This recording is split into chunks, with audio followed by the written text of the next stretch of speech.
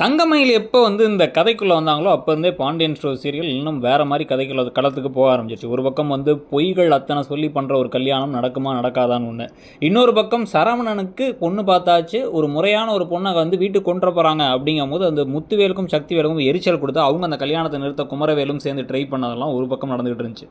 ஆனால் தங்கமயில் வீட்டுக்கு வந்ததுக்கப்புறம் வந்து பார்த்தா அவங்களுக்கே தனியாக வந்து சில பிரச்சனைகள்லாம் இருக்குது. அவங்க என்ன பண்ணுறாங்க அப்படின்னா வந்து ராஜியும் மீனாவையும் ரொம்ப வந்து மட்டம் தட்டுற மாதிரி இவங்க தான் வந்து பெஸ்ட்டு மருமகளாக இருக்கணும் எல்லா வேலையும் செய்கிறதுல ஆரம்பித்து மீனா வாங்கிட்டு வந்த போண்டாவை பிடிங்கி வைக்கிறதுலேருந்து எல்லா வேலையும் செய்கிறாங்க.